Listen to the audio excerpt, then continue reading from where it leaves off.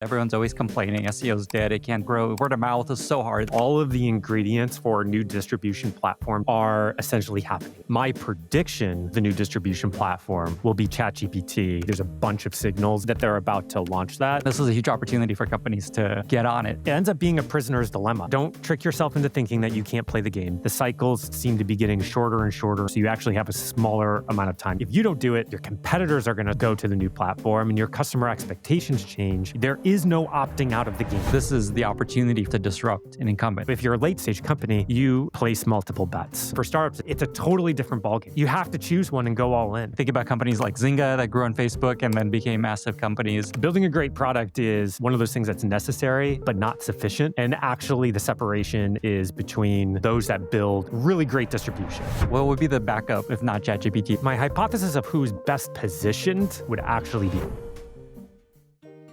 Today, my guest is Brian Balfour. Brian is the founder and CEO of Reforge, a company that I've been a longtime fan and advocate of. Historically, Reforge has focused primarily on teaching courses on product and growth. But more recently, they've transitioned to building their own products, including a product called Reforge Insights, and a bunch more really cool stuff coming very soon. Prior to Reforge, Brian led growth at HubSpot. And over the course of his career, he has seen the rise and fall of every major distribution channel, including Facebook's ad platform, Google Ads and SEO, and the Apple App Store. Based on what he's seeing, he is predicting the emergence of a brand new and powerful distribution channel that will likely arise in the next 6 months, centered most likely around ChatGPT. It is really rare for a new growth channel to open up. It's been a long time since the last one appeared, and the people who recognize this and hop on it early are the ones that reap the most rewards. So this is a huge deal. In this conversation, Brian shares what he's predicting, what he's seeing, why this is a big deal, and what you should be doing about it right now. I highly recommend you listen to this full conversation and discuss the ramifications with your team. If you enjoy this podcast, don't forget to subscribe and follow it in your favorite podcasting app or YouTube. Also, if you become an annual subscriber of my newsletter, you get a bunch of incredible products for free for 1 year, including Lovable, Replit, Bolt, N8N, Linear, Superhuman, Descript, Whisperflow, Gamma, Perplexity, Warp, Granola, Magic Patterns, Raycast, ChatPRD, and Mobbin. Check it out at lennysnewsletter.com and click Product Pass. With that, I bring you Brian Balfour. Today's episode is brought to you by DX, the developer intelligence platform designed by leading researchers. To thrive in the AI era, organizations need to adapt quickly. But many organization leaders struggle to answer pressing questions like, which tools are working? How are they being used? What's actually driving value? DX provides the data and insights that leaders need to navigate this shift. With DX, companies like Dropbox, Booking.com, Adyen, and Intercom get a deep understanding of how AI is providing value to their developers and what impact AI is having on engineering productivity. To learn more, visit DX's website at getdx.com/Lenny. That's getdx.com/Lenny. This episode is brought to you by Basecamp. Basecamp is the famously straightforward project management system from 37 Signals. Most project management systems are either inadequate or frustratingly complex, but Basecamp is refreshingly clear. It's simple to get started, easy to organize, and Basecamp's visual tools help you see exactly what everyone is working on and how all work is progressing. Keep all your files and conversations about projects directly connected to the projects themselves so that you always know where stuff is and you're not constantly switching contexts. Running a business is hard. Managing your projects should be easy. I've been a longtime fan of what 37 Signals has been up to, and I'm really excited to be sharing this with you. Sign up for a free account at basecamp.com/Lenny. Get somewhere with Basecamp. Brian, thank you so much for being here and welcome back to the podcast. Yeah, thanks for having me. Excited for this one. I'm really excited to have you back. We're just going to dive right in. Essentially, you've uncovered a really important trend or insight about how products are going to grow differently in the future, how growth is changing. And this is something that I think a lot of people need to hear. So I asked you to come on to share what you're seeing. I also think this is just very timely. I think you said you're going to say in the next 6 months, things might significantly change. So I'm really excited to do this. We're going to spend this whole conversation on this insight. To set us up, what is just the big idea? What's the high level idea here? Just like you, I've spent my whole career just really passionate about startups, figuring out how to build products that win, that emerge in new markets. And one of the things that I have learned over time, or one of the things you hear a lot is from a lot of folks is to win, you have to like really build a great product. A lot of the advice kind of boils down to that. And one of the things that I feel like I've banged my head against the wall in a lot of ways in my career is actually telling people that building a great product is one of those things that's necessary, but not sufficient. And actually the separation is between those that build really great distribution. And so this general partner, his name's Alex Rampel. He's at Andreessen Horowitz. Actually wrote this blog post 10 years ago, back in I think 2015. And the essence of the blog post, he basically says one thing, which is that startups is a game of trying to get distribution before the incumbent can copy, right? So it's this kind of concept of escape velocity. And so, on that note, right, which I think is like a very good summary of like what you're trying to do in a startup in distribution, is that we're right now living in this environment where that game of startups kind of getting distribution faster than the incumbent has gotten way harder in a lot of ways. And in some small cases has gotten a little bit easier. But if we think about this, the way that it's gotten harder and some of the things that probably a lot of founders or folks working on the growth side that probably feel is that, one is that incumbents can copy faster these days, right? So that window that you have to get that escape velocity has actually shrunk. It's decreased. The second thing is that a lot of the organic distribution that we've had, especially over the past few years, has really shrunk as well. So everybody's talking about the decline of SEO and, clicks declining, but you also see it in some other cases, right? A lot of these social platforms don't really let you send as much traffic to sites. LinkedIn just changed their algorithm, which has really dropped organic distribution. Obviously, the Twitter to X transition that happened, right? Like TikTok's almost always been like that. And then the third way that it's gotten harder is that AI is really good at writing software, right? And code generation. And so everybody's kind of feeling this infinite increase of competition, especially at the startup level. And, YC's pumping out 6 of the same thing every single cohort, right? Like that's what it literally feels like. So it's gotten way harder. This game, this escape velocity game, has gotten a lot harder. It's gotten easier in some very exceptional cases, like a Cursor or something, where AI has kind of been like the spark. I know you wrote the blog post about the race car engine, and I think you said like there's like the spark plug in the engine, right? And so AI kind of really created that a new type of spark, a new type of interest of early adopters to fuel some new players in a short period of time, right? And so it's amazing to see something like Cursor overtake market share of something like GitHub Copilot in 9 months or less, right? Like that's how fast it happens. It's kind of crazy. But the main thing that people need to understand is, okay, well, if that's the game I'm playing, right? How to get escape velocity before the incumbent? Like, what are all the ways to do that? And to really figure that out. And there's multiple ways that this can happen. But one of the major ways that we always see is that this can happen when new distribution platforms emerge. And because when new distribution platforms emerge, startups are usually the fastest to take advantage of them. It's slower for the incumbents to move. It gives startups this opportunity, essentially, to play this game. So Casey Winters wrote this blog post about 2 years ago, maybe like 18 months ago, about the AI technology shift. And his key point was the AI technology shift has been a technology shift that has not come with a distribution shift yet.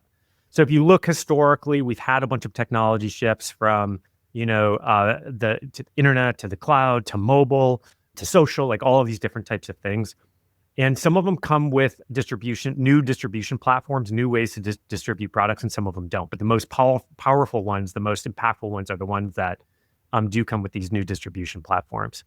And so his second key point was that these two things don't actually happen at once. Usually you get the technology shift, then you get the distribution shift a little bit later. So now we're a couple years from that post. We are a couple years into AI technology shift. And one of the things that I am seeing is all of the conditions, all of the ingredients for a new distribution platform to emerge are essentially happening. And so I think we're at an inflection point where we're going to see this emerge really fast. And the key thing for everybody to know is that as new distribution platforms emerge, they follow the same 4-step cycle. And it's kind of a game that you're playing, that everybody's playing. And so just like any game, you kind of need to know the rules of the game. You need to know the steps of the game in order to have any sort of opportunity to win. And that's kind of like the thing that I've lived through, once again, both painfully and also in good ways. And is something that I'm keeping my eye on and something that I've been talking about. So before we go into that, 4-step cycle, I figure I'll pause there to see if you have any follow-up questions on that. Okay, this is amazing. So essentially what you're saying is we've all these ways to grow. There's SEO, there's paid growth, there's sales. All these channels have been around for a long time. They're extremely saturated. Everyone's always complaining SEO's dead. It can't grow with SEO anymore. It can't grow. Word of mouth is so hard. There's so many amazing things now. That's hard. Paid is so hard. It's just all this money tax just are rising. Yeah, exactly. all these things. Yeah. So all these saturated channels, and what you're saying is there's an emerging new channel that has not yet been saturated, and this is a huge opportunity for companies to get on it. And you'll talk about timing because it's a little tricky to even know exactly when to go big on this. That's right. Yeah. But that's a huge deal. This has been a long time since there's a new way to grow that you can actually use as a lever for growth and not just hope for the best. Okay. Yeah, that's right. Before you get into the cycles, do you want to tease what the answer is just to give people a little hint, or do you want to keep it secret? Well, to be clear, right? Like, okay, so my prediction we don't have a clear winner yet. My prediction of the new distribution platform will be ChatGPT. In some ways that people probably already think it's happening, in some ways that it won't. But the thing that is less important, or like that is more important than whether I have predicted the exact winner correctly, the thing that's more important is to understand the cycle and evaluate like how to determine where you want to place your bets and how to place those bets, which I know we'll talk about, because I could be wrong about the ChatGPT prediction and what's going to happen there. I think there's going to be two parts of it. There's going to be what they do with like a ChatGPT search experience, but I think the bigger thing will be whatever they do with launching a third-party platform on top of ChatGPT. There's a bunch of signals that they're about to launch that. I'm pretty sure it's going to be ChatGPT. The thing I'm way more sure about is that some new distribution platform will emerge, and it will follow the same 4-step cycle. That's kind of the key. So could be wrong on the first piece. I am very confident on the second piece. Okay, excellent foreshadowing. I completely agree. If it's anything, it would be ChatGPT at this point. Let's get into it. What are the cycles that platforms generally follow? Yeah, and I'll give some examples of this, but let me explain the first 4-step. The 4 steps of the cycle first, and then we'll go through a bunch of examples of all those individual steps. So the 4 steps are essentially, one is like I call a step 0. It's the conditions of the market have been met. Step 1 is about a moat. Step 2 is about a platform opening, and step 3 is about the platform closing for control and monetization. So let me kind of briefly explain each one. Step 0 is about the competitive market being met, the conditions being met. And there's a few pieces of this. One is that typically what happens is that there is consensus that there is going to be this new huge category, right?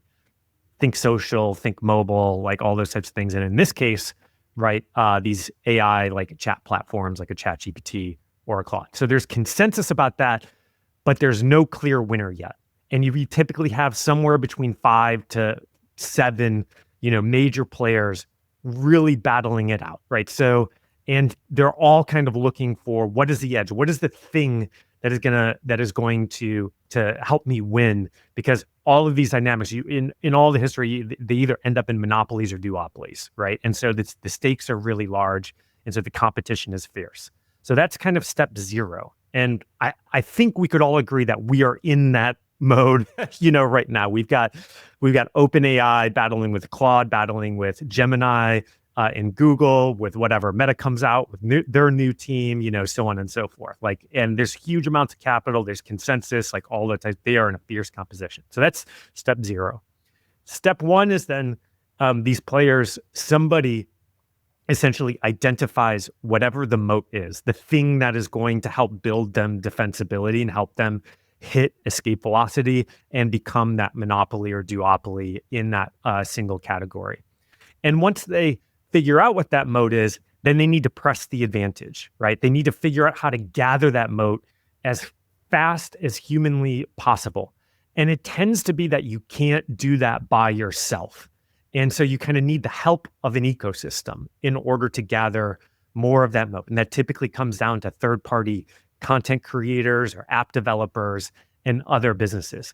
And so they all establish like a third-party platform, right, that has some incentives built in. And usually the value exchange is, hey, you develop on top of my platform, right? You add more use cases, more engagement, like all of these things to my platform. And in exchange, I'm going to give you something in return. And usually that thing that's in exchange is I'm going to give you some new form of distribution for your application and for your business. But what essentially happens as we go over time is that we go into step 3, which is the closing period, which is at some point, all of these companies end up starting to lock down the platform. And this tends to happen for reasons of like monetization and growth, right? They either competitively don't want, somebody to use their own, platform to disrupt themselves. Like we saw that in the early Twitter days with things like Vine and Periscope, right? Like shutting those things down unceremoniously, right? Or they need to find ways to monetize at a deeper and deeper level because all these companies, like they have to grow. And, Google's the classic example here of just more and more real estate has either been taken up by either ads or their own, first party applications. And so that's the key is like they close it down by doing one of a few things. They either shut it down entirely, 2, they develop their own first party applications to absorb the highest use cases, or 3, they artificially depress the organic distribution that they gave you in the step prior to push you towards paid mechanisms in order to monetize. And so I think we should go through like multiple examples here, but that's kind of like the core essence of the 4 steps. And so I'll pause there. Awesome. So it's essentially figure out what's going to create defensibility long-term. What's your moat? Bring everyone in. Hey, everyone, welcome to Facebook. Everyone joins Facebook and then, and all the developers build on Facebook to bring in more people on Facebook. And then they're like, okay, now you got to pay. There's a toll. But you love this so much and you're so hooked, all your friends are here. You may as well stick around. That's right. Amazing. Okay. So yeah, a few examples would be great. Yeah. So you just hit on the first one. This is the first one that I always think about because this is where I learned about this cycle very early in my career. Like one of my first companies was during the whole the Facebook platform boom, social gaming, all of those applications, and I lived the full cycle in a very short period. I lived the glory days and just the absolute horror days, and it was very painful. But this is exactly what happened. So let's go through the 4 steps. So step 0, Facebook was in a brutal battle with MySpace, Friendster, and a few others. People forget this. People forget that there was actually like a bunch of competitors at that time.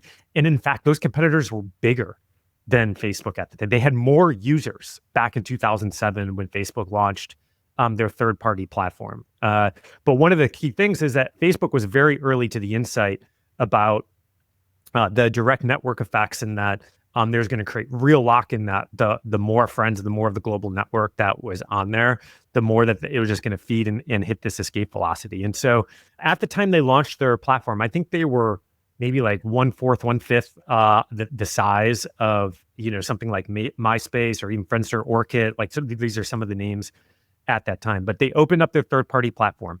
And what was the value exchange? They went to third-party developers and they said, okay, we've created this canvas. They used to call it the canvas. And they were like, you can put anything in the canvas that you want, an app, a game, whatever. You can monetize in any way you want. We just want this sidebar real estate on the ads. That's what we're really interested in. And so there was this mad gold rush on that Facebook. Oh, sorry, the other part of that was not only will you put it there, we're going to give you access to all of these notification channels and feed to get distribution for your application. That was the other piece of it. And so you had this mad rush of developers coming in, and you had this huge like social application, social gaming boom. People just grew incredibly virally very fast. But eventually, essentially what happened over time is they kept peeling back that value exchange. They first were like, actually, that those dollars that you're making inside that canvas area, well, we want a percentage of that, right? And so they changed that. And then they figured out their ad systems, and then they started peeling back. They started suppressing access to all of the organic channels that they had. Eventually, they went all the way towards absorbing the highest, use case into their own first-party platform, things like first-party applications, things like events, photos, all those types of things, and basically shut down the platform for dead. And these companies that had basically built on top of this platform, the other thing is, by the time they started closing all those things down, all those competitors that we talked about, they were so far ahead at that point because they had built off the back of all these developers coming, adding use cases, bringing more users onto the platform, like identifying that mode. They were so far ahead, it didn't matter. It didn't matter what the other folks did at that point. And that's what kind of really gives you confidence to start closing down. But there's so many other examples of this, right? If we go through it, right? So just before you get other examples, just something I'll highlight here. One is the mode they identified in theory was the friend graph, I imagine. Just like once we have all your friends, you're not going to want to go anywhere. I imagine it's also important to note, you may not, this is kind of like a natural thing that would happen if you build the thing and it grows and you're like, oh, maybe we should change strategy. I imagine not everyone even knows this is what will happen, and they kind of organically evolve their strategy. Or do you think everyone's just like, this is going to be our plan, step 1, 2, 3, 4? I think a different version of that question is, I think some people could sit here and interpret this as all these folks are evil, right? And that's not what I'm saying, right? Like, that's actually not what I'm saying. I want to be very clear on that, because I think, this cycle happens because of competitive and capitalistic like dynamics and pressures. It's the same environment that enables like creating amazing new companies right here in the US. So and there's like two sides of the coin. And so you go through this cycle because it's a competitive environment. You're trying to figure out how to beat competitors, and this is one of the strategies to beat competitors. But at some point, like, you just have to continue growing. You have to grow those dollars. Like, the market does not reward flat companies. If anybody's noticed, like, you have to keep growing. And so they have to keep finding ways to grow as well as prevent their own disruption, right? They can get so big and they can give so much access of distribution to new developers. They don't want to enable their own disruption, as well as like they need to keep growing. And so my guess is anybody who is kind of sitting in their shoes, owning their platform, is going to follow the exact same playbook and in the exact same reasoning. And, look, sometimes it happens also because it actually is the best thing for the user. Facebook's channels did get super spammy and like all of those things. And that was part of the reason, they play this. But let's be honest, it wasn't the only reason, right? Like, a lot of it was for these other reasons. And so I don't think it's evil. It's just, you need to know how to play you just need to know how to play the game. That's competition. That's business. They're playing you, so you need to play them. Like that. Like that might be a little sadistic or something, but that is business. That's you're in a game of competition. Yeah. Essentially, the incentives are pointing you in this direction. Capitalism. This is how capitalism works. And so it'll pull everyone in this direction, even if they want to avoid it. Let's do a couple more examples. Yeah, we'll go through them quick. I think everybody's Google's an interesting one because it played out over a much longer period of time. Facebook happened over the course of about 5-ish years, something like that. Google kind of did it like very slowly over years, but same thing, right? Early massive competition against Yahoo. I don't know, AltaVista, Lycos, you name them all, right? That was even before my time, right? They were first to really identify these data moats and incentivizing essentially web developers, content folks to optimize, for their search algorithms. It create this great distribution mechanism. Everybody's kind of building content and everything, for them. But over time, slowly but surely, right, they did two things. One is more and more that real estate became ads that they were monetizing. So they're suppressing organic distribution in order to push people towards the ads, as well as absorbing a bunch of the highest value first party use cases, things like travel, as an example, or even like restaurant search and like all those types of things. The former Yelp CEO and founder has been out there saying a lot of things about these practices. So Same exact cycle. Mobile went through the exact same cycle, right? iOS created a new distribution mechanism. They were in massive competition. They had a ton of competition among different phones when they first started on. They found the defensibility was more about the apps. They got in all the developers, created the app store, like all of these types of things. But over time, we've seen more and more restrictions there on that front. And then most recently, right, like we've seen this happen in smaller places too. LinkedIn, as an example, first went through this wave with company pages, right? They were like, companies, come on, promote your company page, bring in more users, like all that type of stuff. And then get all these followers. And then, of course, you get almost no distribution now through your company page because they're pushing you towards ads. And then they recently just did this with personal profiles too, which is they really boosted distribution for individuals to create content for that platform. They then introduced the thought leader ad format, a way to monetize those individual posts. And now you see them really pull back on that organic distribution. So this happens in big forms, and it happens even in smaller use cases as well. But once again, the steps of the cycle are exactly the same. And the key part about this too is the broad trend is that the cycles seem to be getting shorter and shorter and shorter and shorter. So you actually have a smaller amount of time to play the game. Okay, and the big aha here is, yes, this will end maybe not great for you, but there's this magical period when they're open to customers and users where you can grow like crazy because they want everyone to come and they give you a distribution. And what you're saying essentially is ChatGPT, potentially some other platform maybe, is about to enter this mode. Yeah. Well, let me first, before we get to ChatGPT, I think the natural reaction when you first realize this is screw them. I'm not playing that game. Right?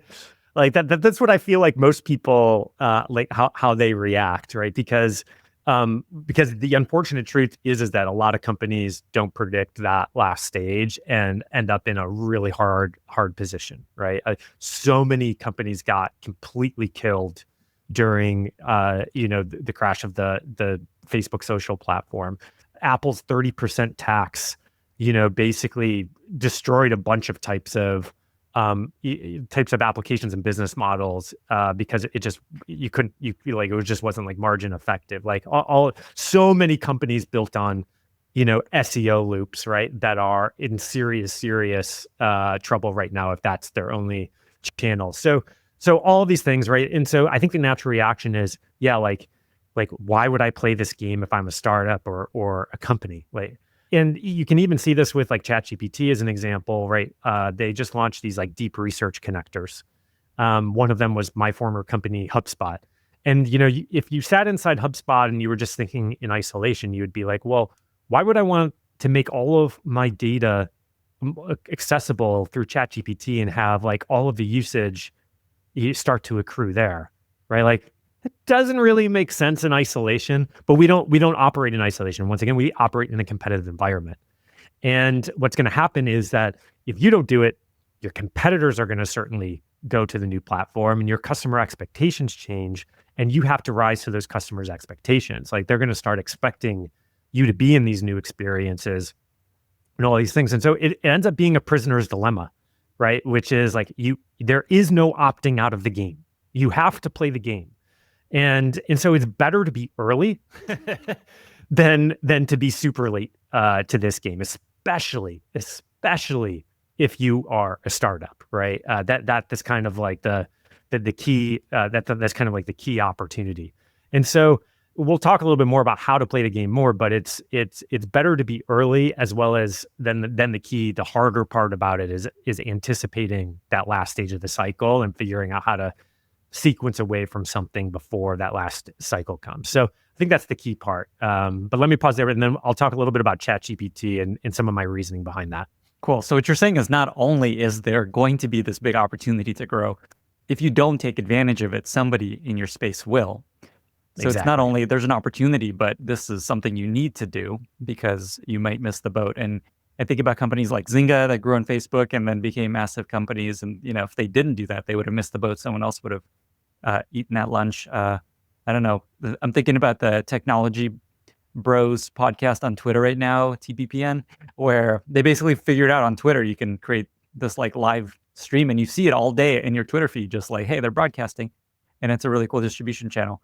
So I think there's like a big call to arms here almost of just the opportunities emerging, and you basically need to pay attention. You can't opt out. That's right. Awesome. That's right. Okay, Exactly. let's chat. Yeah, so let's talk ChatGPT. So look, like let's go through this cycle. We're in that competitive environment. Like we said, like all those players we talked about, ChatGPT, Claude, Gemini, all these folks, they are battling it out, right? And we've seen this with the talent wars, especially over the past month or so, and so there's no clear winner yet, but there's consensus around the category. The second thing is then, okay, what's the moat? Has the moat been identified, and who seems to have identified it the first or is furthest along? I think there's, my hypothesis, and I think there's a lot more consensus around this now than there might have even been 3 months ago, is that the moat is really about context and memory. These models, by themselves, if you compare them side by side, they kind of generate the same results. And so the actual difference maker is which one has more of your context and because it's the context plus the model that produces the best output. And then that kind of starts to accrue to this loop around memory. The more you use it, the more it's able to store memory around you, which kind of feeds more personalized context, which produces better outputs, right? It ends up being another one of those flywheels, another one of those loops. And so if you look at who's farthest on this, it definitely is ChatGPT, right? Like they were kind of the first ones to memory. They've been investing a lot in these different types of data connectors, essentially context connectors, gathering all of this context. And so you can really start to see it in the usage. But the second thing is in one of the pushbacks I've gotten on my prediction has been, well, what about like Google and Gemini? Like they have so much distribution through Chrome and like all of this other stuff, right? But it was Didi Das, who's a VC at Menlo Ventures, actually published some good data on retention of all of these different ones. And I think the second reason I predict ChatGPT is like, if you look at history, once again, it was never the person who had the biggest distribution at the moment of time. It was the one that had the best retention and engagement. Google had the best retention and engagement over the others. Facebook was smaller, but had way better retention and engagement over the others, right? So on and so forth. And so the data that Didi published clearly showed that both the retention curves, which I know you and I have both written about at exhaustion, level off at significant portions higher than all the other platforms, as well as those retention curves have been shifting up dramatically over time. You can start to see the effects of memory. And they have the very elusive smile curve, right? The ones that you just like. And the only other times I've seen, all of those dynamics very few times in my career.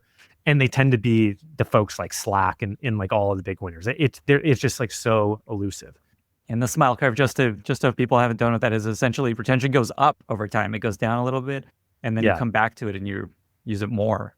Yeah, that's right. And it's usually the result of some type of network effect or something else, and it's a early indicator that these folks that platform is on a trajectory to hit escape velocity. The third piece is that, and they haven't really hidden these, but there's all sorts of signals that they're about to launch a third-party platform. They've been hiring for a bunch of roles. I've seen multiple postings on like product manager, engineering roles, all that kind of stuff for quote unquote agent platform. And all those pieces. And so it feels pretty inevitable that one of these players will need to launch a third-party platform in order to, serve all the possible use cases on these tools. There's going to be some value exchange, which is like, hey, for your agent to be effective, you probably need access to context and memory and distribution, right? So there'll be some value. So integrate to us and we'll give you those 3 things, right? Which is going to drive more users and more usage, and we're going to go through the steps of the cycle. And you can already see this, right? Like, they're starting to form preferred partnerships, right, with some of the bigger players, which paves the way for smaller third-party players. It kind of lends credibility to the platform. It's like, well, if HubSpot and XYZ are doing it, then I should probably do it too. It's like that type of mentality. But that's why I think out of all of these platforms, ChatGPT has the best shot right now. And then a bunch of folks are always like, well, what about Claude? I really like Claude. I use Claude. Well, the problem with that is like, I think ChatGPT at this point has like at least a 10x difference on MAU. So if you're a developer, right, and you're comparing those two platforms, and you're saying, and you're looking at it, and you're like, well, ChatGPT has 10x the number of users and better retention and engagement. It's like, what's the logical choice of which one you're going to prioritize your scarce resources on, right? Those are just some of the reasons that my prediction is on ChatGPT. And in the blog post that I wrote about this, I actually then played my own devil's advocate and said, okay, here are some reasons why it might not be ChatGPT, but I think we're in that part of the cycle. That's my prediction. I might be wrong on the prediction to ChatGPT, but I really think I feel very confident we're going to see this cycle play out again. Two follow-up questions here. One is, what would be the backup if it's not ChatGPT? It sounds like it might be Gemini, Google. My hypothesis of who's best positioned, but is not executing on it right now, would actually be Apple, because through the devices, they basically can see everything. So they have the ultimate view into your context, right? They're sitting at that. They're sitting at that level, but I don't know what they're doing. Like from an execution standpoint, maybe they're gonna surprise us with something crazy magical, but we haven't seen any external signals around this. So that's probably just based on what real estate and where people live in the stack would own. And then I think right behind that, I would probably put Google, because of owning the context of things like email and the distribution points of search and Chrome and Android and those types of pieces. But and a lot of people point to them, but my experience with all of their products is like going back to the retention engagement thing is that if we could take a look inside their metrics, I think what we would see is a bunch of flyby users in their mouths. Like they're kind of sprinkling the Gemini bucket everywhere. And I've like literally clicked on it accidentally multiple times. Right? And so my guess is a huge portion of their mouths is exactly that, of like what's happening right now. And so, look, they just they just acquired a very talented team from Windsurf. Just the team, yeah, part of the team. Yeah, we'll see. And things are changing dramatically, on a week to week basis. So we'll see if they're able to press those advantages in a very clear way. But I think the window is very small for them if ChatGPT plays their cards right, because they clearly have the escape velocity right now. And if they just keep pressing that advantage and in the right way, I think it's going to be very hard for Google to counter in the amount of time that's left. On the Claude piece, I'll just throw this nugget out. I had Mike Krieger on the podcast, head of product CPO at Anthropic, and asked him, just you're losing to ChatGPT. How do you approach the future of Claude? And he very specifically said, yes, they've caught lightning in a bottle. This is just going to win based on what I've seen at Instagram. And so we are specifically focusing on what is Anthropic and Claude incredibly good at, which is developer tools, coding, backend stuff. So they're actually leaning more and more into that. And if you've seen their revenue recently, they're making, I don't know, like approaching 10 billion a year, some crazy amount of money. So they're actually doing super well, just in a different use case. Yeah, I'm glad you mentioned this, because this brings up something that we skipped, which is there are smaller platforms that have existed and will also emerge in this environment as well. And that's kind of like what you're alluding to, is this tends to happen is like things end up, growing into more niches. Like even if you look at social, right? Like LinkedIn emerged as a subset of the social world, but but even on these smaller platforms, these new distribution channels, they go through the same cycle. I'll give something, really a very opposite example of the ones that I gave. Like, look at the platform Udemy, right? They are a platform for course creators, right? I don't know if most people know this, but when they started, their rev share to creators was something like 80% to creators. They started very high, and that brought on all the course creators, got their whole marketplace going, like so on and so forth. I believe it was about a year ago they announced that they're essentially pushing that rev share down to something like somewhere between 15 and 20%. They're somewhere at like 25 and 30%, right? So another example, right, of like they close down organic distribution in order to monetize, like all that kind of stuff. And the same thing will happen in this AI world. I believe, Cursor, it's very clear like Cursor's on the path to also probably create some type of agent platform, right, for developers. So that'll be like a smaller ecosystem to play in for some products. There's all sorts of, it feels like everybody has the same strategy at this point, is everybody wants to launch an agent platform. I imagine some of these other horizontal productivity tools will do the same thing, maybe like a Notion or an Airtable or like a Monday.com or something like that. So there will be smaller platforms that will emerge, and they will follow the exact same cycle that I'm also discussing. But yeah, in terms of like the biggest kind of consumer one, that's where I think ChatGPT has probably the most escape velocity, and others will focus on different areas. And just to be clear, I love Claude. I actually use both Claude and ChatGPT all for different things. I have lots of love to go around for all these tools. My prediction has no bearing on which product I like the most right now. Also love Claude. So I think the key point here you're making is that there's almost a number of distribution channels emerging.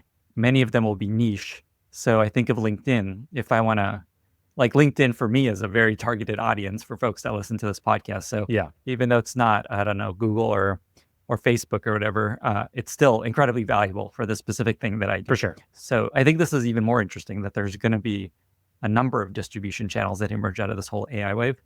The other thing I'll note real quick, you mentioned this idea of everyone's building agents. I just had Brett Taylor on the podcast who's building Sierra. And he made me realize why everyone's building agents partly. One is because the outcome-based pricing that you can charge with agents is incredible, because one, you can actually attribute their impact on your business's ROI. You can actually see this is saving an agent $15 because it solved the case. And it's attributable and it's autonomous. It's just doing it on its own. So with that, you can charge per outcome. You can say, we'll charge you $1 every time it solves an issue. So the monetization opportunity is huge. The margins go up like crazy. Can I just ask a question about that? Do you think that has longevity? In the sense that that makes sense in the current environment that we're sitting in right now, because people are kind of comparing these outcomes relative to what it costs them today with pure humans. But once again, competition comes in at some point. And so that feels like that creates a pretty ripe opportunity to, undercut and come into, and then you have like all like the disruption theory kind of playing out as well. And so it obviously depends on like the infrastructure costs and compute costs to run these things. But I just wonder how much of that is temporary versus something that'll be long term. So you're saying that dollar will come down to like 50 cents, 25 cents, or are you saying someone's going to come with a whole new business model and disrupt that whole approach? More the first. Yeah, like it's just competition erodes that away, essentially. Yeah. Right. Yeah, that's a good point. So margins will be higher for a while and then they'll come down. Unless there's something else that creates like durable pricing power, right? I wonder if that. Yeah, so I wonder if what that's probably the second piece of this. Yeah, that's probably the second piece of that hypothesis. I feel like, yeah. I guess the opportunity there, the moat would be the data, like similar to how Cursor is collecting more feedback on what is people want in their code suggestions. Maybe in theory, Sierra has more and more data over time, and there's kind of this network effect. Yeah, that's right. Yeah, so let me revise that. Yeah, it's like I believe in that as long as it's paired with some moat. The second piece. Otherwise, it gets competed away. Yeah. Mm-hmm. Good tangent.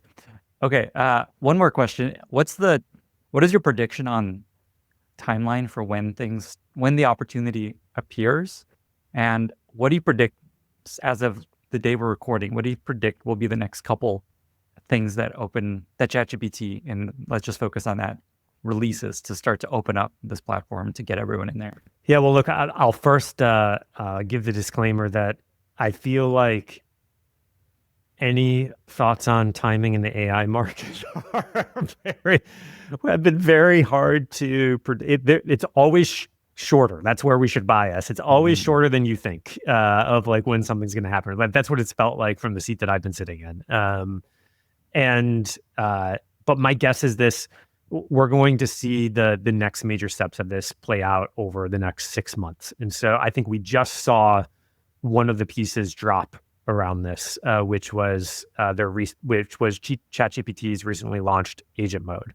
And so it's kind of a general purpose agent, and I think that starts to introduce all of the users to using agents, and they're kind of figuring out and placing it in the different tiers and business models, all of those pieces. But it's likely that no general purpose agent is going to fulfill all of the infinite use cases successfully.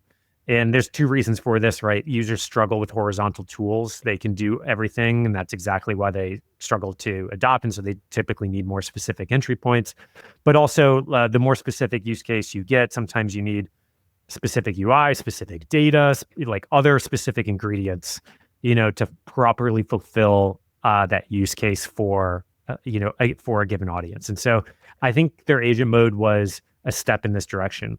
What I would expect to see play out next is that they will announce the platform, or what they're going to announce with preferred partners, or what they're going to announce first is basically a set of preferred partners, the guinea pigs, an initial 10 to 20 folks that are like bringing agents to their platform.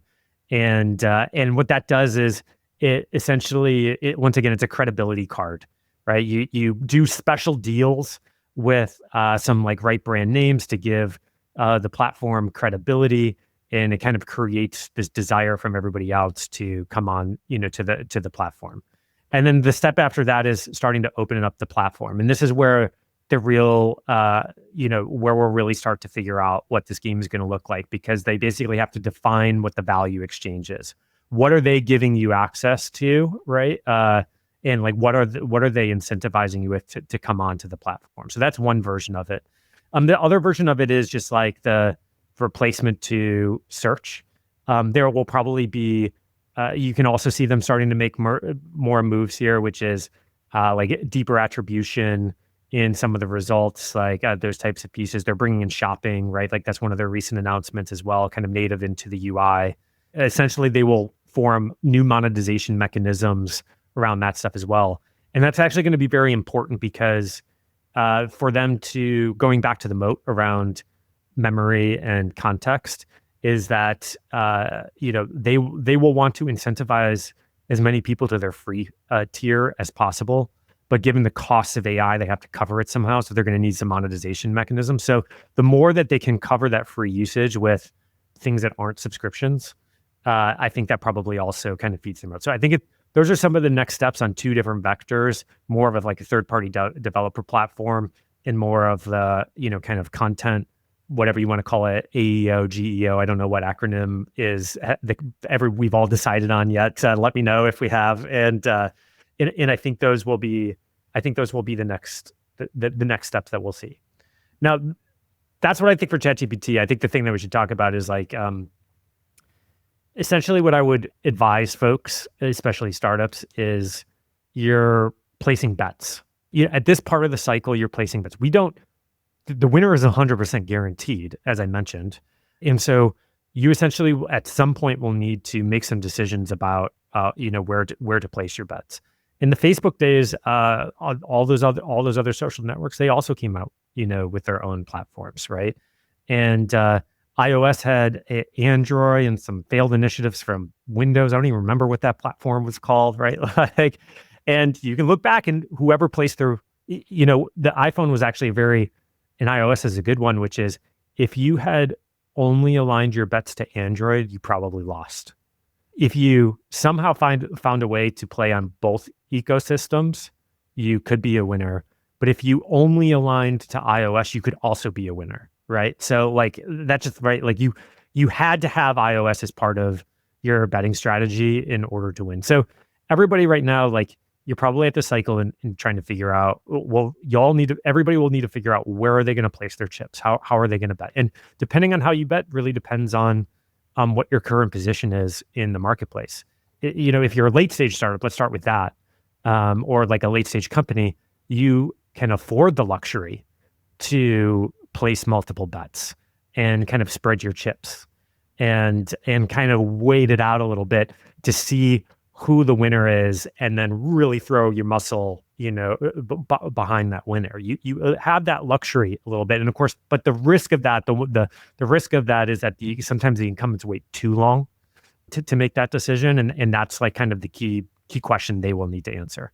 The key question for startups is totally different. You don't have the luxury to spread your chips. Like, you have to go all in. You have to choose one and go all in. You have scarce resources, scarce attention from the market. And so it's a totally different ballgame. Higher risk, higher reward, for sure. And that's part of the betting strategy for startups. And so that's kind of what you have to do, is you kind of have to figure out your betting strategy, and then we can talk a little bit about how you might evaluate and pick the right horse for you. But that's where we're all at right now, is where we just entered the casino. We just put some cash in for some chips, and now we've got to figure out what tables and where to place those chips. I love this analogy. Okay, so just to be crystal clear about what listeners should do, what founders should do, what product teams should do, the advice here essentially is integrate with, and ChatGPT, maybe Gemini, maybe if Apple has something, is like actually integrate with what they launch. So it could be a login thing, could be a search thing, could be a connect and suck up your memory and context. The advice here is you need to do this, because this is potentially the way that most companies will start to grow, and your competitors may overtake you. Yeah. If we had to like really simplify it, it's essentially play the game. Don't opt out of the game. Don't trick yourself into thinking that you can't play the game. That's number one. And then number two, no matter who you bet on, just make it a focused bet. Because if you look back, all the failures are the ones that tried to, play multiple games at once with scarce resources, and that just tends to never work if you're an early stage startup. So those two things: play the game, put a focused bet. This episode is brought to you by Miro. Every day, new headlines are scaring us about all the ways that AI is coming for our jobs, creating a lot of anxiety and fear. But a recent survey from Miro tells a different story. 76% of people believe that AI can benefit their role, but over 50% of people struggle to know when to use it. Enter Miro's Innovation Workspace, an intelligent platform that brings people and AI together in a shared space to get great work done. Miro has been empowering teams to transform bold ideas into the next big thing for over a decade. Today, they're at the forefront of bringing products to market even faster by unleashing the combined power of AI and human potential. Guests of this podcast often share Miro templates. I use it all the time to brainstorm ideas with my team. Teams especially can work with Miro AI to turn unstructured data like sticky notes or screenshots into usable diagrams, product briefs, data tables, and prototypes in minutes. You don't have to be an AI master or to toggle yet another tool. The work you're already doing in Miro's canvas is the prompt. Help your teams get great work done with Miro. Check it out at miro.com/Lenny. That's miro.com/Lenny. So you were head of growth at HubSpot for a long time. And you gave that as an example, HubSpot. Why would they integrate? Why would they give away all their data so that ChatGPT can suck it up and you never have to go to HubSpot? You're just working through their agent. Would you at HubSpot be like, yes, we got to do this. This is the game we got to play? Yeah, 100%. And that's exactly what I think you see them doing. And look, to be very clear, I have not talked to anybody at HubSpot about this. I have not talked to Dharmesh about this. But Dharmesh, I think, has also like publicly published about this. But that the right thing to do is essentially, even though you understand how the cycle plays out, and you don't necessarily understand what your exit strategy is once you get out, it's better to be early, know that you need to figure out an exit strategy and figure out that exit strategy along the way, versus waiting and then being super late and then know what the exit strategy is. And I think that's essentially that's exactly what you see them doing. They're trying to be as early to this stuff as possible, and I think it's a pretty smart play, even though we might not necessarily see like what the exit strategy is out of this cycle for them. So going back to that amazing quote that you shared at the beginning of the conversation by, I think it was Alex Rampal, of that startups win by finding a distribution channel before the incumbent copies them. And what you're saying here is this is the opportunity for startups to disrupt an incumbent. This is the opportunity for someone to disrupt Salesforce, I don't know, ServiceNow, all these guys that have been around for a long time. Yeah, it's going to be one of the major ones. Now, look, you've already seen players that have been able to hit this escape velocity, the cursors and stuff of the world. And so once again, there's multiple ways to hit that escape velocity, but this is going to be one of the major ways to do it, is to basically hitch yourself to a new platform. Look, you did it yourself, actually. You hitched yourself to Substack super early. You took a focused bet. I was like, I don't know why that just hit me, but you took a focused bet and you've benefited from it in a disproportional way than those that kind of came later. And I think that's actually a great meta example here as I sit here and think about this. Yeah, that's actually the way I thought about when I was moving to Substack. Just like, I feel like there's this wave rising and I want to ride this wave, even if maybe it's not the best place, or maybe, they take a cut, all that stuff. Yeah. But it worked out really well. That's right. And I think it worked out very well. It worked out really well. And to be honest, it felt like it was too late. When I started when you years entered, ago, it felt too late? Yes. Oh, say more about that. It always feels too late, I think, to people that join, like Silicon Valley, Mark Andreessen has this famous quote. He's like, I came to Silicon Valley in the 80s. I thought it was over. It was too late. I missed all the opportunities. That's fair. So there were just a lot of newsletters. They were doing really well, 1 million subscribers. I'm like, now. And what do you say to people now who want to join Substack? Let's learn from this example. A lot of times when people think that it's too late, it's definitely not too late, and it's always only just getting started, especially if you're like on Twitter all day, listening to podcasts like this, where we're surrounded with this bubble of everyone talking about something, when in reality, like 1% of people know anything about what you're hearing about every day. Yeah. That's so interesting. Okay, so coming back to the advice, say someone is sitting there and talking to their manager, like, Brian just shared all this mind-blowing advice. We got to pick our battles. We got to pick our platform. What would your advice be for them to decide where to place their bets? Yeah. So I think this is a great question, because once again, put my personal prediction aside for a second, and I would encourage everybody to think about it from first principles, from their who their audience is, what their product is, what stage of company they're at, like all those their current strengths and weaknesses. You got to take all this into account. But if I had to boil it down to a few criteria, the main things I would think about is, when you're looking at new distribution channels and new platforms to choose on, one, kind of going back to what we said before, is the better signal is retention and depth of engagement of the users on this platform than it is like pure kind of user level, like MAU or some other like number of signups, one of those vanity metrics. So look at that, number one. Number two is there's some element of like user quality and and ability to monetize the users on this platform. I think the starkest example here would be, iOS and Android. It's like, even today, it's something like Android has 70 some percent of devices, but only 30% of the market share by dollars. And it's the exact flip for iOS. So it kind of goes back to what we were talking about earlier, which was, if you bet on Android only, you probably lost. But if you bet on iOS only, even though smaller user base, you were still able to parlay that into a win later.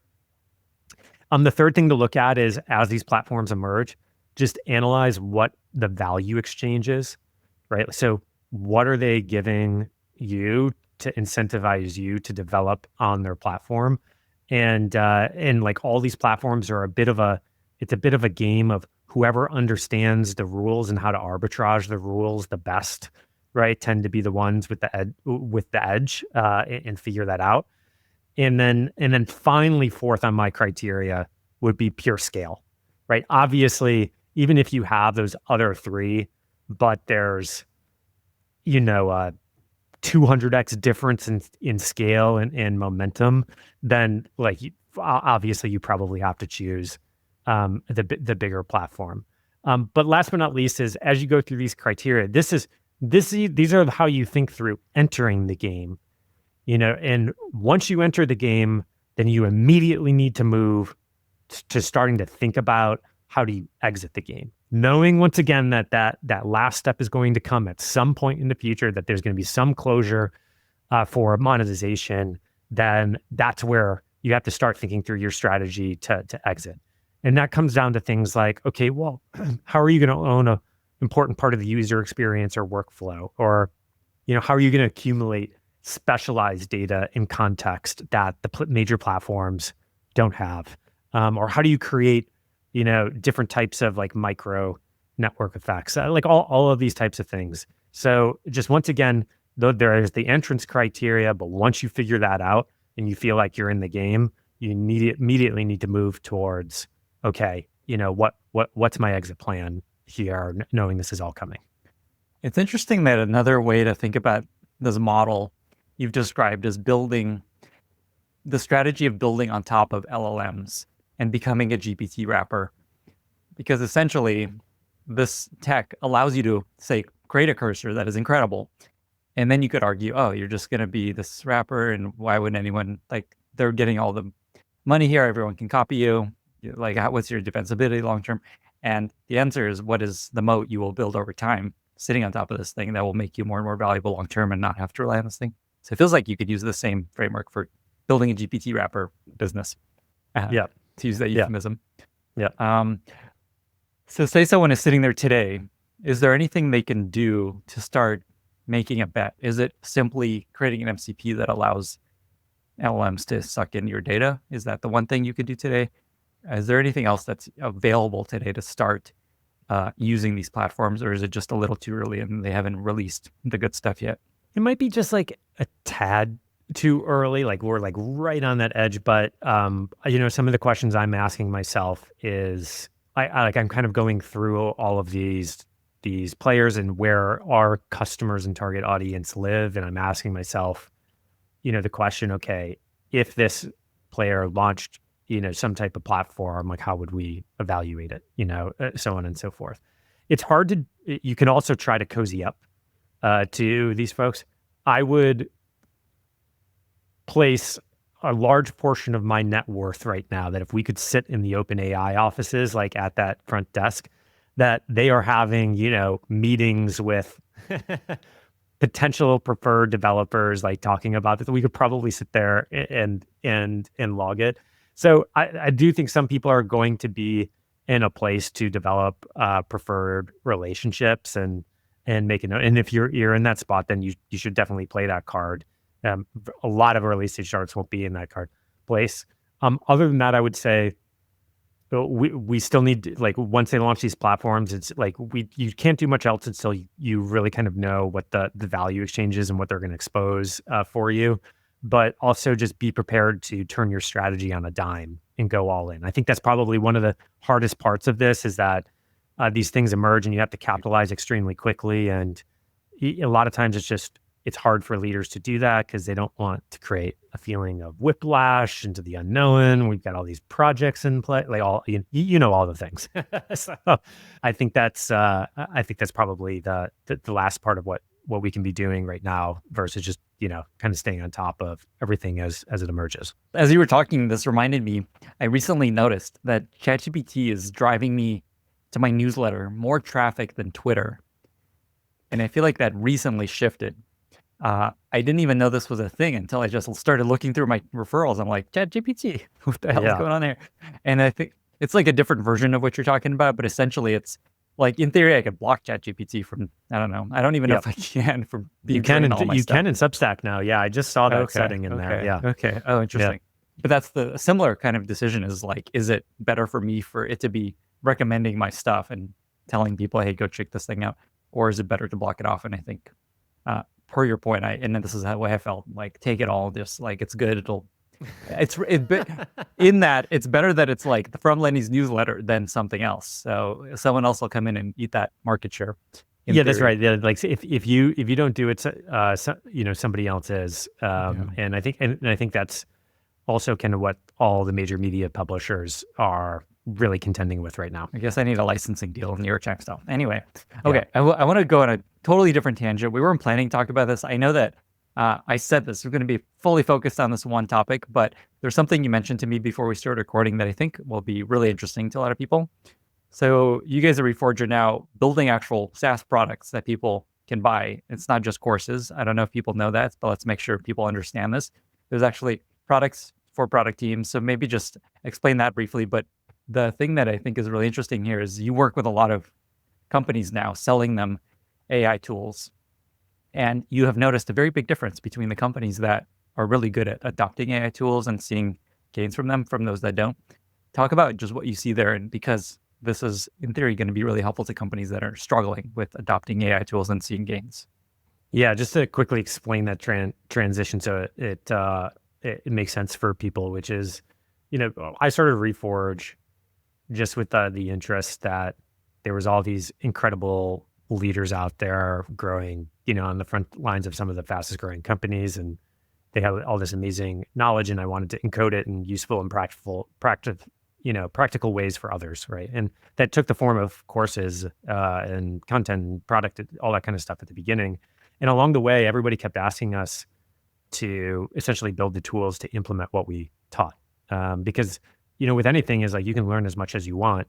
You can listen to my podcast, your podcast, Lenny, like whatever, as much as you want. But if you don't actually put it into action and implement it, then it's not really going to create value, right? And so people kept asking us to really close that gap. And we said no for the longest time. And then about a couple of years ago, when AI really started to inflect, it really created this moment that, oh, wow, now there's this opportunity not just to encode this knowledge into content, but also into the products, the software, the tools that we use ourselves.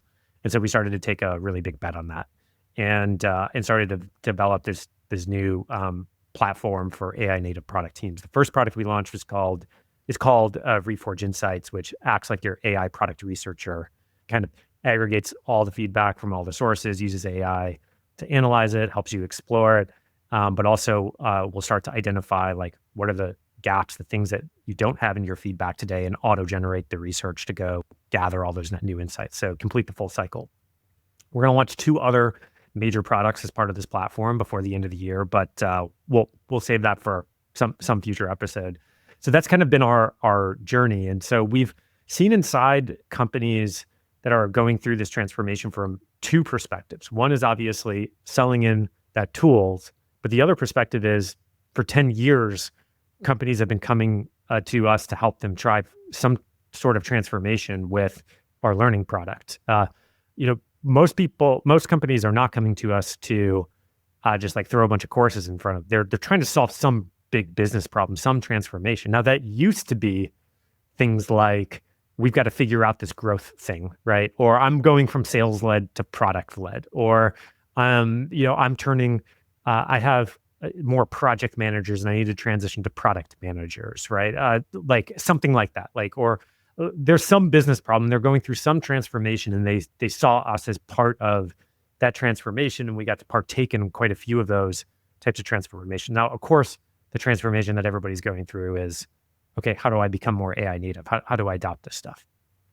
And so we've seen a pretty wide spectrum, and from both perspectives of how companies are approaching this. And I'm sure everybody's seen the AI, we've been calling them like the AI manifesto memos from CEOs out there that proclaim we are now AI native, in some grandiose, way, right?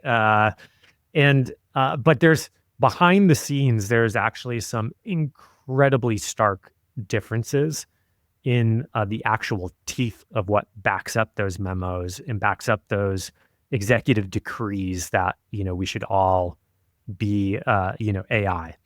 And so just to kind of point out a few of them, which is, one is that I think the most impactful thing that you can do is form really hard constraints.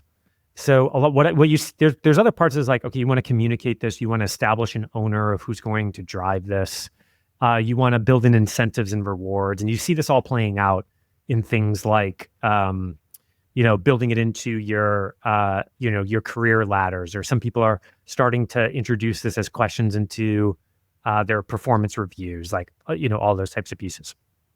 But the thing that is actually moving the needle are the companies that are defining incredibly hard constraints. So one company that we worked with developed this constraint that they benchmarked against other companies of their revenue size and the team sizes for those stages. And they set a benchmark that we will be 1/5. Each of our functions will be 1/5 the size. And what that did is it created a constraint that you couldn't hire above that level, and it forced people to essentially find ways to adopt AI and do things to replace that. So that was one. You've seen these other ones. I can't remember from what company. This might have been Shopify or another, who was like, you are not allowed new headcount until you prove to us that you are not able to accomplish this with AI. That's like another hard constraint. But you also see these other constraints on the smaller level, which is, executives saying, I will not do a product review or review a PRD unless it comes with 3 prototypes, something like that. And so that's the hardest one. Those are the biggest constraints. But I think the biggest change that I'm seeing is, and the things that separates out the top few percent making this change and everybody else is essentially making the hardest decisions. And that hardest decision is going to come down to exiting people. So in every transformation, what we see is essentially 3 groups of folks. You see we call them the catalysts, the people kind of leading the charge, the people who are experimenting, doing this on their own time, like all that kind of stuff. You then have what we call your converts. These are folks that will make the transformation, they will adapt, but they need structure. They need permission. They need a clear outline. They need a clear plan, right? And I don't say this in a negative way. It's just that, that's how some people operate, right? And so that's where things like all the things that we were talking about before, which was like the decree, the permission, the clear budget, the rewards, like all of those types of things.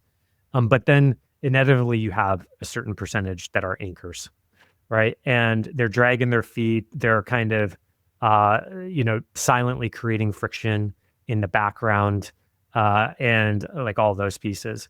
And there's a big difference in how I think companies are treating and thinking about their strategy for those folks. One group is kind of like, we're going to work with them very passively. Others have set a hard deadline. They're like, they're going to either make the transformation by X date, or we're going to exit folks. And a lot of people look at this as being really harsh. I think a lot of people would think that, especially individuals. But let me kind of explain it from a more of like a CEO perspective. A lot of these companies are seeing this AI transformation, the ones that are taking it more seriously, as this isn't adopting new tools. This isn't a light change. This is a fundamental culture change of how we operate as a company, right? And you can't have 20, 30%, whatever meaningful number of it is, of your company, trying to operate in a completely different way, in a completely different culture. Cultures thrive on density, right? And that's why there's sometimes the best ones feel like cults, and so as a result, from that perspective, it's like, hey, like for us to be successful, for this to be the best thing for all employees, we all need to be operating around the same cultural principles and stuff. And if that's not you anymore, then we're defining a plan to exit it. But I would say that less than 10% of companies we see are taking this hard stance. But I would say they are probably the ones that are farthest along, getting the most adoption, and are seeing the most results of the ones that are taking those hard stances. So there's a bunch of other stuff I could talk about, but that's kind of the high level of kind of what we've seen across a bunch of different companies. That is incredibly interesting. I'm glad we went there. I have a newsletter post coming out soon, probably before this episode, that touches on a lot of advice along these lines.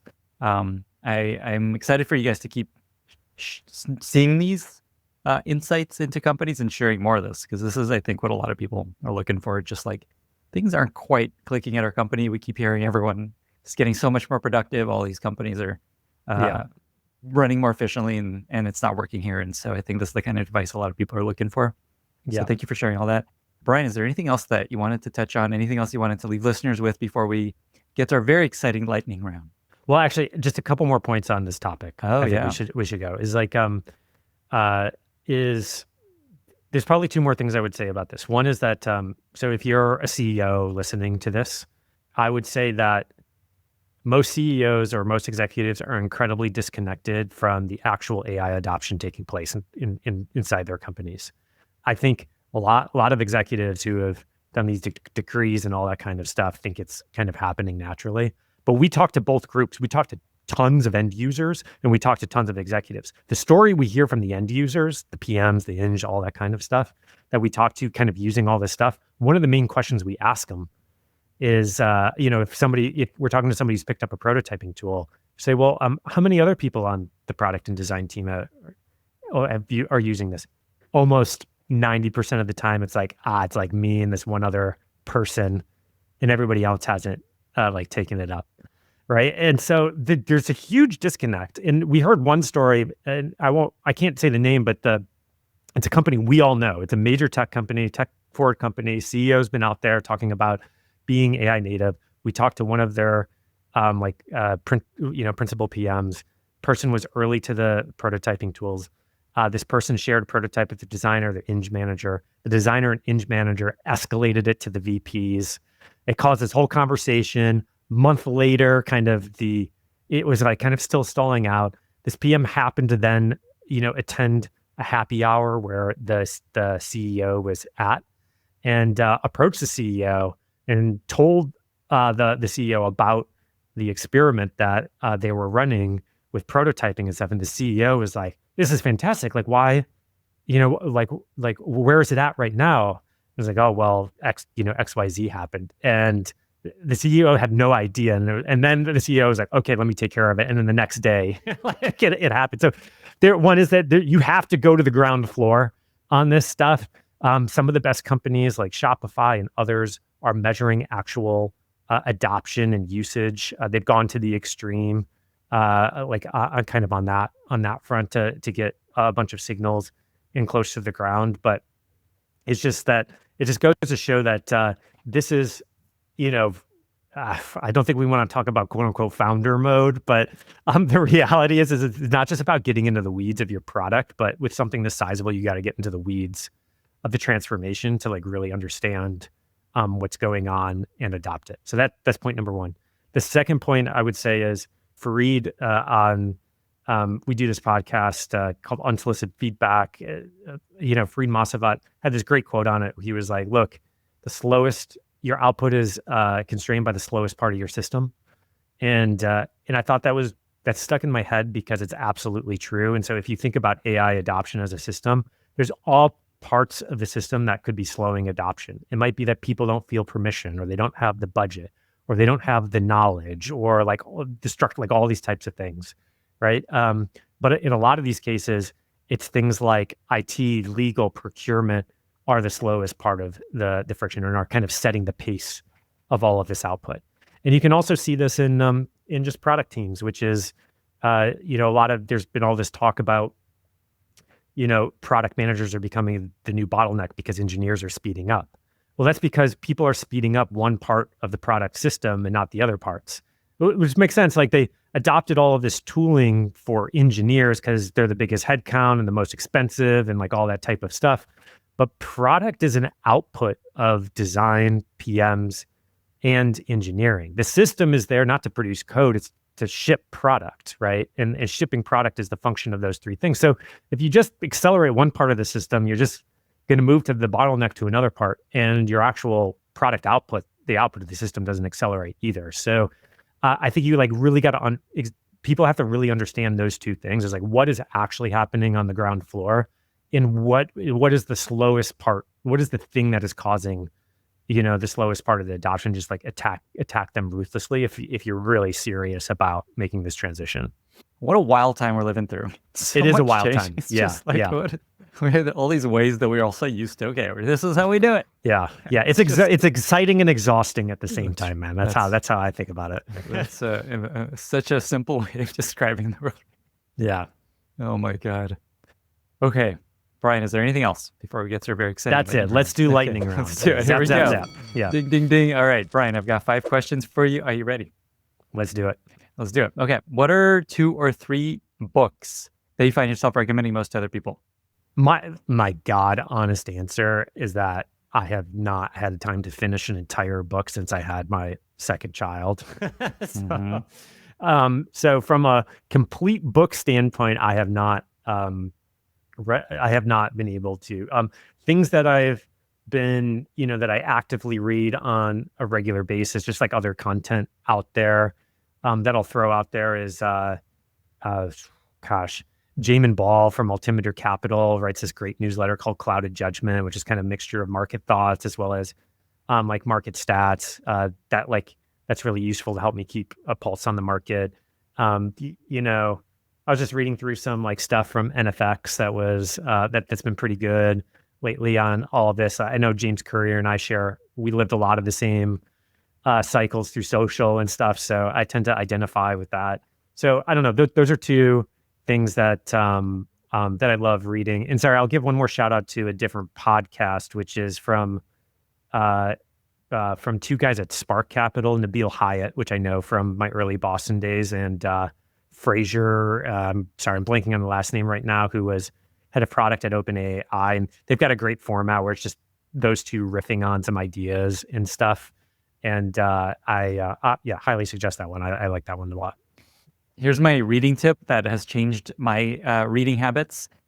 Brian Johnson, the longevity guy, he has this advice for better sleep, which includes before you go to sleep, read for 10 minutes in bed. It does put you to sleep. Partly I don't feel like I retain anything that I read that close to bed, though. Do you feel like you retain it? I do. I'm reading fiction. Oh. Like it's nonfiction. You want to read Yeah. something calm, not like I'm learning. So I'm reading fiction, and it's really nice. And knowing that this is going to help me sleep better makes me motivated to actually. There's an incentive. There's a reward there. Reward. They're talking about rewards and creating Exactly. behavior change. Yeah. Exactly. And the reason to do it is his whole thing is you want to get to a low resting heart rate, and that helps lower your resting heart rate. So I've got some other sleep tips on that front if you want to go down that path, but we'll save that maybe. That'll be for the third podcast. Okay. Next question. Do you have a favorite recent movie or TV show that you really recently enjoyed?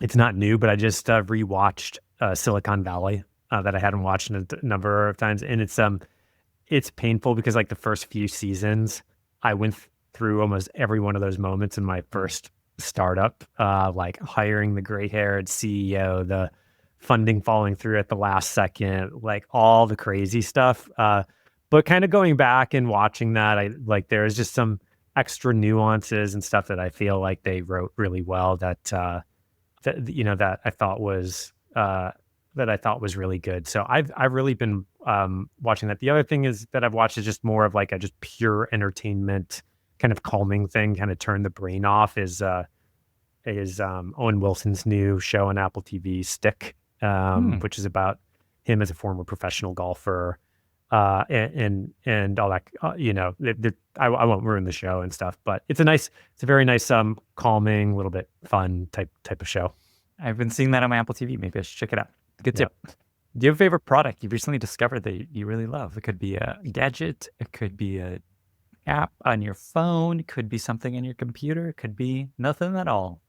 You can't see it, but I do have, I just changed my whole setup. So now I have a Ultra Gear super wide curved screen with a very nice standing desk from, I believe, it's called Ergonophis. Nice. Yes, it's I think it's that Ergonophis, ERGONOFIS, and Nice. it's a very nice, sleek standing desk, very stable, very quiet. Very much enjoy. Excellent tip. And the curved monitor, very cool. Okay, 2 more questions. Do you have a life motto that you often come back to and find useful in work or in life? Something you share with folks, something that you think about when times are hard, or just generally?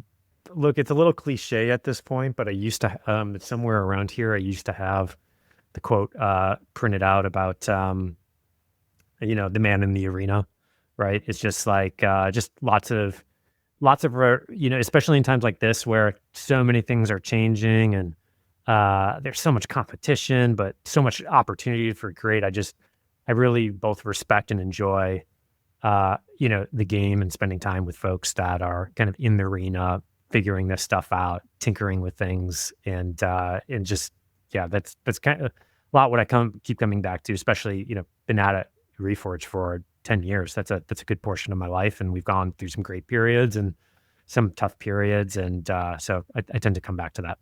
And that's what's always separated Reforge from so much other content and advices. It's people in the arena sharing their wisdom, not just a bunch of influencers. And it's sad that Chamath made that quote so cringy. I know. That's why I know. That's why I said it's a little cliche cringe right now. Screwed it up for everyone. Yeah. Final question. Brian, you don't know this, but your parenting advice on Adam Fisherman's podcast really impacted my parenting philosophy. Specifically, this line you had about independence. And yes. I'd love for you to just share that insight about how you think about raising kids. Yeah. And I wish I could remember where I grabbed this from so I could attribute it properly. So, but basically, the philosophy is like your job as, if you think about going from when they're born until they're essentially 18 and, leave the home, your job as a parent is to essentially make them more and more independent. And so what that involves is continuously looking for opportunities for them to make even bigger and riskier decisions for themselves as they grow up. And you're there as support to those decisions, but letting them make those decisions on their own so that by the time they're 18, they are a fully independent person able to think through those decisions themselves. Now, look, like my sons are young, right? They're 5 and 3. So it's not like I'm having them make, life and death decisions or where we might buy our next house or stuff like that. But it's even small things at this age of, my oldest, like 5.5, is really starting to learn and get curious about like money and how you spend money and where new things come from and how you earn money. And so rather than just like buying things for him, he's got like money from his grandparents and stuff saved up, and we can be like, okay, like you can buy that thing, but you're going to spend this, and try to like teach him the consequences and like all that kind of stuff. And then when he breaks something, right? Like, so it's just small things like that. But thinking about the time from 0 to 18 as this spectrum of independence and being a supporting role, and what you're essentially doing is you're trying to move as many decisions, the percentage of decisions you make for them down to 0 by the time that they're 18. And that's kind of something that I've kept in the back of my head since really seeing that. Thank you for sharing that. I know I didn't tell you that I was going to ask you about this, so that was a beautiful way I'm of glad summarizing it. Yeah, I didn't know where I couldn't remember that whole podcast. So I had no idea what I said, but you could. That was it. But that's Nailed a good it. one. Yeah. Brian, 2 final questions. Where can folks find you if they want to reach out? Where can they find the products you guys offer, whatever you want to plug? And also, how can listeners be useful to you? Check out reforge.com. Check out our new products like Reforge Insights. They're on the website. You can find me personally, my writing, including a bunch of the stuff that we talked about today, now on Substack. So I just recently moved. So you can either go to my website, brianbalfour.com, where I have some info, or just blog.brianbalfour.com, where all of my new writing is taking place. But those are the 2 major pieces. Last but not least is that, as I mentioned, Fareed Masavat, who I used to work with, he used to Slack. We have this fun podcast. The 2 of us get on there and riff like we were having dinner every couple weeks about different like product and strategy types of things. And so it's a fun format for us. So if that's something you enjoy, it's called Unsolicited Feedback, where we give feedback and advice to nobody that ever asked for it. So it's amazing. Yeah. Perfect title. Brian, thank you so much for being here. Yeah. Thanks for having me again. This is great. Bye, everyone. Thank you so much for listening. If you found this valuable, you can subscribe to the show on Apple Podcasts, Spotify, or your favorite podcast app. Also, please consider giving us a rating or leaving a review, as that really helps other listeners find the podcast. You can find all past episodes or learn more about the show at lennyspodcast.com. See you in the next episode.